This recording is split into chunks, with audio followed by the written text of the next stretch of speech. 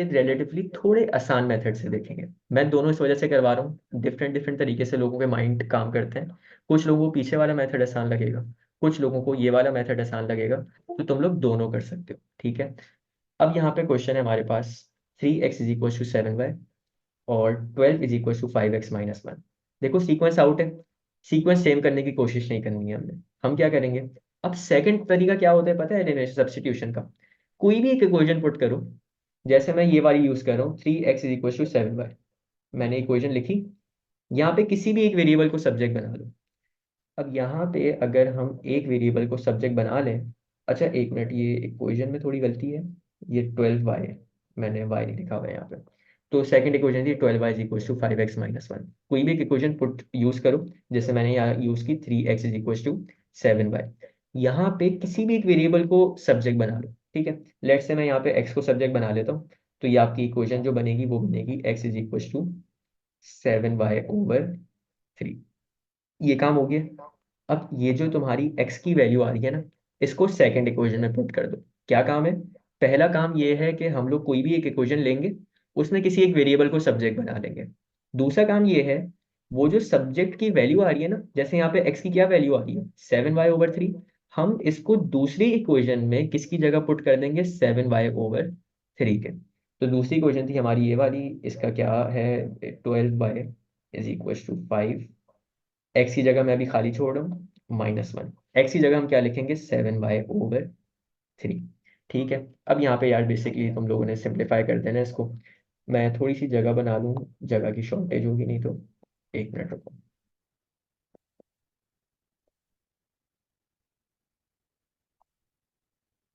हम्म तो आपका इधर है 12y = अब देखो ये 5 जो है, ये 5 हमारा देखो, इस चीज को सॉल्व करने से पहले ना एक कॉन्सेप्ट पता होना चाहिए फ्रैक्शंस की मल्टीप्लिकेशन का। लेट से आपका एक फ्रैक्शन है a/b, एक फ्रैक्शन है c/d, और ये आपस में मल्टीप्लाई हो रहे हैं। जब भी बीच में मल्टीप्लाई का साइन लगा हुआ है ना, या अगर मल्टीप्लाई का साइन नहीं भी लगा हुआ और ये कुछ इस तरह से है, तो ये भी इसका मतलब होता है मल्टीप्लाई हो रहा है, ठीक है। हम क्या करते हैं, ऊपर वाली टर्म को ऊपर वाली टर्म से मल्टीप्लाई करते हैं, नीचे वाली टर्म को नीचे वाली टर्म से मल्टीप्लाई करते हैं। तो यहाँ पे अगर तुम नोट करो, तो ये जो आपका है ना, ये बेसिकली 5 पूरा फ्रैक्शन है, और ये मल्टीप्लाई हो रहा है 7y/3 से। 5 को मैंने फ्रैक्शन क्यों बोला, क्योंकि अगर 5 के नीचे कुछ भी नहीं है ना, 5 के नीचे 1 होगा, और ये पूरा आपका मल्टीप्लाई हो रहा है 7y/3 से। तो हम यहाँ पे 5 को मल्टीप्लाई करेंगे 7y से, ठीक है। 1 को मल्टीप्लाई करेंगे 3 से, तो 7 5 आई थिंक 35y हो जाएगा, ओवर 1 मल्टीप्लाई बाय 3, ये आपका 3 हो जाएगा -1। अच्छा चलो एक और क्वेश्चन। और क्वेश्चन ये है कि अब देखो हमने ना सब्जेक्ट बनाना है, और सब्जेक्ट किसको बनाना है, एक मिनट रुको, सब्जेक्ट हमने बनाना है y को। तो y इधर भी है, ठीक है, y इधर भी है। तो एक काम करते हैं, ये y में तो कोई छेड़खानी अभी कर नहीं सकते। तो मुझे बताओ, क्या इस 3 को हम यहाँ पे दूसरी साइड पे भेज सकते हैं।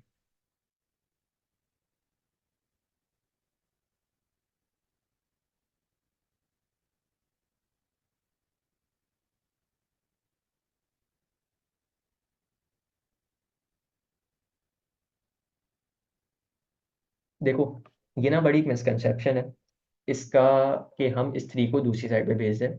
देखो कभी भी आपको डिनोमिनेटर मूव करना हो ना, तो एक चीज नोट कर लेना कि अगर, देखो डिनोमिनेटर किस फ्रैक्शन के साथ है, इस फ्रैक्शन के साथ। अगर तो इस फ्रैक्शन के साथ कोई और टर्म ऐड या सब्ट्रैक्ट हो रही है ना, जैसे यहाँ पे इस फ्रैक्शन के साथ -1 हो रहा है, हम इस 3 को दूसरी साइड पे कभी नहीं भेज सकते जब तक इस 1 के नीचे 3 नहीं आ जाए, ठीक है। तो अब यहाँ पे दो अप्रोचेस होती थी, ये हमने उसमें बात की थी सब्जेक्ट मेकिंग वाले चैप्टर में। एक अप्रोच ये होती थी कि हम इस -1 को दूसरी साइड पे भेज दें, जो सबसे आसान होती थी। या एक अप्रोच ये होती थी, इस 1 के नीचे अगर कुछ भी नहीं है तो 1 होगा, हम एलसीएम मेथड करते थे, इसको भी मल्टीप्लाई बाय 3 करते थे, इसको भी मल्टीप्लाई बाय 3 करते थे। मैं अभी क्या करूंगा, इस -1 को पहले दूसरी साइड पे भेजूंगा, तो ये +1 हो जाएगा। तो 12y + 1 = 35y/3, ठीक है। अब देखो, अब ये फ्रैक्शन अक्लोज है, इस फ्रैक्शन के साथ कोई और टर्म ऐड या सब्ट्रैक्ट नहीं हो रही है। इसका मतलब अब मैं इस 3 को दूसरी साइड पे भेज सकता हूँ, ठीक है। तो ये 3 इधर जाके इसके साथ मल्टीप्लाई हो जाएगा, तो 3 × 12y + 1 = 35y। चलो एक और क्वेश्चन, फिर से जरा मुझे बताओ, ये जो मैंने यहाँ पे चीज लिखी है, ये चीज सही है या गलत है?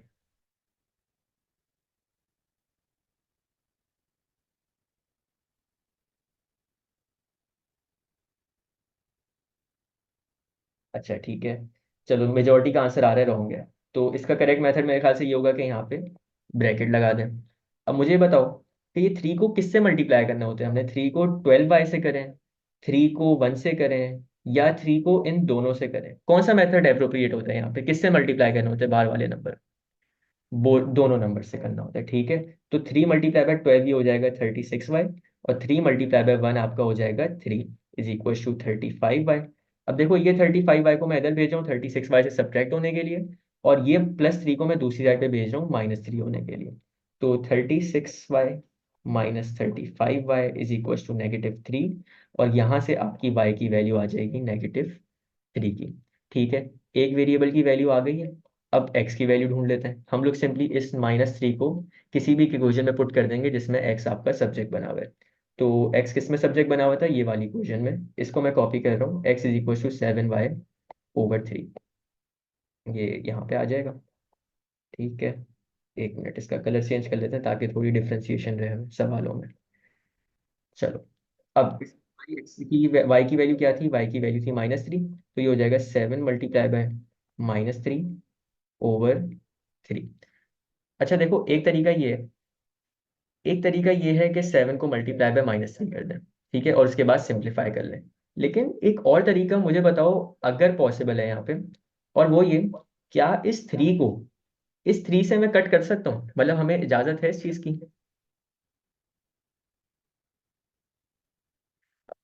अच्छा देखो, एक क्वेश्चन भी आया है, 1 को 12 वाई में ऐड करके 3 से मल्टीप्लाई कर देते, तो देखो नहीं कर सकते, क्योंकि यहाँ पे 12 के साथ वेरिएबल लगा हुआ है और 1 के साथ वेरिएबल नहीं है। तो अगर तो वेरिएबल हमारे सेम हो तो हम ऐड या सब्ट्रैक्ट कर सकते थे, लेकिन अगर वेरिएबल डिफरेंट होता है ना, तो हम ऐड या सब्ट्रैक्ट नहीं कर सकते। और वेरिएबल डिफरेंट पता है, जैसे y² है और y है, ये भी डिफरेंट वेरिएबल्स हैं।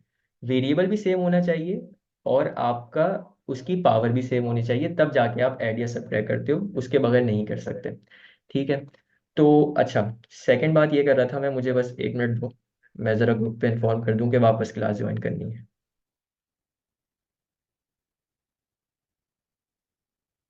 अच्छा, तो मैं ये बात कर रहा था, अब यहाँ पे तुम लोगों से ये पूछा था कि इस 3 को और इस 3 को कट कर सकते हैं या नहीं कर सकते। तो देखो कर सकते हैं। ये कैसे तुम लोग आइडेंटिफाई करोगे कि ये 3 को इस 3 से कट कर सकते हैं या नहीं? तो देखो, तुमने अपने आप से सवाल ये पूछना है, क्या इस 3 के साथ कोई और टर्म ऐड या सब्ट्रैक्ट हो रही है? तो हमें जवाब मिला कोई और टर्म ऐड या सब्ट्रैक्ट नहीं हो रही। फिर क्या इस पूरी 7 × -3 के साथ कोई और टर्म ऐड या सब्ट्रैक्ट हो रही है? तो हमें जवाब मिला नहीं हो रही। ठीक है, अगर तो आपकी ऊपर वाली टर्म के साथ भी कोई और टर्म ऐड या सब्ट्रैक्ट नहीं हो रही, नीचे वाली टर्म के साथ भी कोई और टर्म ऐड या सब्ट्रैक्ट नहीं हो रही, तो आप कटिंग कर सकते हो। लेकिन अगर ऐड या सब्ट्रैक्ट हो रही होती तो फिर कटिंग नहीं कर सकते थे। तो यहाँ पे हम 3 × 1 = 3, 3 × 1 = 3, आपका एंड में बचेगा 7 × -1, और इसका आपके पास आंसर आ जाएगा -7। ये आपके पास दूसरा आंसर आ गया। ठीक है, ये -7 आप एक्स की वैल्यू है। और देखो, ये था हमारा पूरा स्टैंडर्ड प्रोसीजर। क्या करते हैं सेकंड तरीका सब्स्टिट्यूशन का, वो ये कि कोई भी एक इक्वेशन पुट करो, ठीक है, उसमें किसी एक वेरिएबल को सब्जेक्ट बना लो। जैसे हमने यहाँ पहली इक्वेशन ली, इसमें एक्स को सब्जेक्ट बनाया, जो तुम्हारा आंसर आ रहा है एक्स का 7y/3, इसको दूसरी इक्वेशन में उसकी वैल्यू की जगह पुट कर दो। हमने यहाँ पे एक्स की जगह 7y/3 किया, और फिर वही पुराना वाला स्टेप, पूरा सब्जेक्ट बनाओगे, एक वैल्यू आएगी, उसको उस इक्वेशन में पुट कर दो जिसमें हमने ऑलरेडी सब्जेक्ट बनाया हुआ है। तो तुम्हारा काम जल्दी हो जाएगा, तुम्हारी स्पेस भी बचेगी वर्किंग की, और तुम बाकी दूसरे क्वेश्चन पे फोकस कर सकोगे। तो ये होता है हमारा, ठीक है। एक और क्वेश्चन देखते हैं। 6y = 4x, 2x + 4y = 42। हम क्या करेंगे, एक काम करते हैं, हमने काफ़ी ज़्यादा इक्वेशंस में एक्स को सब्जेक्ट बना लिया ना, अब वाई को सब्जेक्ट बना लेते हैं। तो मैं ऊपर वाली इक्वेशन पुट कर रहा हूँ, ये है 6y = 4x, तो अगर y को हम सब्जेक्ट बनाएंगे तो ये हो जाएगा 4x/6। और अच्छा देखो, ये सिंप्लीफाई भी हो सकता है। अगर हम सिंप्लीफाई करें तो 2 × 2 = 4, 2 × 3 = 6, तो y का आंसर आएगा 2x/3। ठीक है। हम इस y की वैल्यू को 2x/3 को यहाँ पे y की वैल्यू की जगह पुट कर देंगे।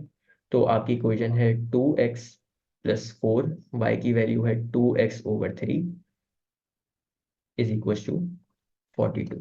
सिंप्लीफाई करो तो 2x प्लस, देखो न्यूमरेटर न्यूमरेटर से मल्टीप्लाई होगा, डिनोमिनेटर डिनोमिनेटर से, यहाँ कुछ भी नहीं है तो 1 होगा, तो 4 2 8x हो जाएगा ओवर 3 इज इक्वल टू 42। देखो फिर वही वाली सिचुएशन बन रही है, यहाँ पे आपका डिनोमिनेटर है 3, इसको हम जब तक दूसरी साइड पे नहीं भेज सकते जब तक आपकी इस फ्रैक्शन के साथ कोई और टर्म ऐड या सब्ट्रैक्ट हो रही है। ठीक है, तो यहाँ पे 2x हो रहा है ना इसके साथ ऐड, हम इस 3 को अभी नहीं भेज सकते। हम क्या करेंगे, हम इस पूरे 2x को राइट साइड पे उठा के भेज देंगे। तो ये आपका बन जाएगा 8x/3 is equal to 42 - 2x। अब देखो इस अकलौता फ्रैक्शन बचा है जिसका एक डिनोमिनेटर 3 है। अब हम इस 3 को दूसरी साइड पे भेज के इन सब के साथ मल्टीप्लाई करवा देंगे, तो ये हो जाएगा 8x is equal to 3 multiply by 42 - 2x। हमेशा ब्रैकेट के बाहर वाले नंबर को अंदर सारी टर्म से मल्टीप्लाई किया जाता है। ठीक है, तो ये हो जाएगा 8x is equal to 3 multiply by 42, ये हो जाएगा 126, और 3 मल्टीप्लाई बाय -2 ये हो जाएगा -6x। x को सब्जेक्ट बना लेते हैं, ये -6x को इधर भेज देते हैं 8x के साथ ऐड होने के लिए। तो 8 + 6 कितना होता है, 8x + 6x आपका 14x हो जाएगा। 14x इज इक्वल टू 126, और फिर ये 14 इधर आके 126 के साथ डिवाइड कर दो, तो x is equal to 126 divided by 14। इसका मैं आंसर निकाल लेता हूँ, तो x का आंसर आपके पास आ जाएगा 9। एक वेरिएबल की वैल्यू आ गई है। ठीक है, अब क्या करेंगे, y की वैल्यू निकालेंगे। y की वैल्यू कैसे निकालेंगे, वो वाली इक्वेशन पुट कर यूज कर लो जिसमें y आपका ऑलरेडी सब्जेक्ट बना हुआ है। तो यहाँ पे इक्वेशन क्या थी, y is equal to 2x + 3। तो इक्वेशन है आपकी y is equal to 2x, अच्छा मैंने शायद गलत बोल दिया, 2x + 3 नहीं, 2x/3 है। y is equal to 2x/3। x की वैल्यू 9 है, यहाँ पे x की जगह 9 बोल दो, तो ये हो जाएगा y is equal to 2 multiply by 9/3। इस पूरी टर्म के साथ कोई और टर्म ऐड या सब्ट्रैक्ट नहीं हो रही, नीचे वाली पूरी टर्म के साथ कोई और टर्म ऐड या सब्ट्रैक्ट नहीं हो रही। इसका मतलब है हम इस 3 को और इस 9 को सिंप्लीफाई कर सकते हैं। तो 3 1 = 3, 3 3 = 9, तो आपका क्या बच रहा है एंड में, 2 मल्टीप्लाई बाय 3, और 2 3 का आंसर आ जाएगा आपके पास 6। तो ये आपके पास इसके दो आंसर आ जाएंगे। ठीक है, बस एक चीज याद रख लेना, जैसे यहाँ पे ये 3 है, ये मेजॉरिटी गलती होती है कि 3 को आप दूसरी साइड पे भेज दोगे, ये काम नहीं करना है। मेरी कोशिश ये है कि मैं साइमल्टेनियस इक्वेशन के साथ साथ तुम लोग के सब्जेक्ट मेकिंग के मसले भी हल कर दूं। चाहते तो यहाँ पे तुम लोग इसका डिनोमिनेटर सेम कर देते जिसको एलसीएम का मेथड कहते हैं, यानी यहाँ पे 1 था तो इसको मल्टीप्लाई बाय 3 करते, इसको मल्टीप्लाई बाय 3 करते, और फिर इसके आगे जैसे काम करते हैं वैसे कर सकते थे। तुम्हारी चॉइस पे डिपेंड है, आंसर दोनों से सही आना है। ठीक है, मुझे आसान लगता है कि मैं पूरी टर्म को उठा के दूसरी साइड पे भेज दूं और फिर इस टर्म को उधर ले जाके मल्टीप्लाई करवा दूं, इस वजह से मैं ये वाला मेथड यूज करता हूँ। ठीक है, एक और क्वेश्चन देख लेते हैं, और ये मेरे ख्याल से आखिरी क्वेश्चन होगा साइमल्टेनियस इक्वेशन का। मैं एक मिनट चेक कर लूँ, हाँ साइमल्टेनियस इक्वेशन का ये आखिरी क्वेश्चन है। तो यहाँ पे हमारे पास एक इक्वेशन है x is equal to 29 - y, एक इक्वेशन है 4x is equal to 95 - 2y। देखो एक इक्वेशन में x आपका ऑलरेडी सब्जेक्ट बना हुआ है, इसका क्या मतलब है, हम लोग सिंपली 29 - y को इधर x की जगह पुट कर देंगे, यानी एक्स्ट्रा काम नहीं करना पड़ा हमें। तो इक्वेशन थी हमारी 4x is equal to 95 - 2y, x की जगह हम क्या रख देंगे, 95 - 2y, सॉरी मैंने गलत लिख दिया है, 95 - 2y नहीं है, 29 - y है। तो 29 - y is equal to 95 - 2y। इस 4 को ब्रैकेट के अंदर वाली सारी टर्म से मल्टीप्लाई करो, तो ये 4 मल्टीप्लाई बाई 29, ये कितना हो जाएगा 116 -4y is equal to 95 - 2y। एक काम करते हैं, ये -4y को इधर ले आते हैं ताकि ये +4y हो जाए, और ये +95 को इधर ले आते हैं ताकि ये -95 हो जाए। तो 116 को दूसरी साइड पे लेके जाना है ना, तो नहीं नहीं 116 यही रहेगा, 116 - 95 is equal to 4y - 2y। तो 116 - 95, ये आपका आंसर आता है 21 is equal to 4y - 2y, आपका आंसर आता है 2y। 2 इधर लाके डिवाइड कर दोगे तो y का आपका आंसर आ जाएगा 10.5। ठीक है, और अब इस 10.5 वाली वैल्यू को हमने क्या करना है, इस 10.5 वाली वैल्यू को हमने उस इक्वेशन में पुट कर देना है जिसमें x आपका सब्जेक्ट बना हुआ है, यानी x is equal to 29 - y वाली में। तो x is equal to 29 minus y, तो x is equal to 29 minus 10.5। तो इसका आंसर देख लेते हैं, 29 माइनस 10.5, इसका आपके पास आंसर आ जाएगा 18 पॉइंट, एक मिनट मैंने अगर लिखा हुआ है 18.5। ठीक है, तो दो आंसर आ गए y का, एक आया 10.5 और एक आंसर आया x का 18.5। ठीक है, तो ये होता है यार सब्स्टिट्यूशन मेथड में। दो तरीके थे सब्स्टिट्यूशन के, मैं तुम लोग को दोनों बता दिए। पहला तरीका क्या था कि हम दोनों इक्वेशन में एक वेरिएबल को सब्जेक्ट बना के दोनों को इक्वल टू पुट करके सॉल्व कर लें। एक तरीका क्या है कि कोई भी एक इक्वेशन लो, उसमें किसी एक वेरिएबल को सब्जेक्ट बनाओ और उसको दूसरी इक्वेशन में पुट कर दो, आंसर दोनों से सेम आने। इसमें तुम लोग के पास अपनी चॉइस है, जिस भी मेथड से करना चाहो कर सकते हो। ठीक है, तो ये तो बात हो गई यार वर्बली। इसके जरा नोट्स देख लेते हैं, एक दफा पढ़ लेते हैं ताकि कोई कंफ्यूजन हो तो खत्म हो जाए। पहले क्या करते हैं, make any one variable the subject of one equation. कोई भी एक इक्वेशन पुट करोगे, उसका एक वेरिएबल सब्जेक्ट बना लो। Put it in other equation and solve. वो जो तुमने इक्वेशन में सब्जेक्ट बनाया ना, उसकी वैल्यू को दूसरी वाली इक्वेशन में पुट कर दो, और जो उस इक्वेशन से आंसर आ रहा है सॉल्व करने के बाद, उसका आंसर तुम थर्ड इक्वेशन में पुट कर दोगे। अच्छा, ये थर्ड इक्वेशन कौन सी होती है? ये थर्ड इक्वेशन वो होती है जो कि हम खुद बनाते हैं, क्योंकि देखो एक इक्वेशन ये थी जो एग्जामिनर ने दी थी, दूसरी इक्वेशन ये थी, ये भी हम एग्जामिनर ने दी थी। तो थर्ड इक्वेशन कौन सी हुई? जो कि हमने खुद बनाई, जिसमें हमने एक्स को सब्जेक्ट बनाया। तो ये बेसिकली आपकी थर्ड इक्वेशन होती है। ठीक है, अगर हम दूसरी इक्वेशन में भी एक्स को सब्जेक्ट बना लेते तो वो फोर्थ इक्वेशन हो जाती। ठीक है, तो ये चीज़ थी।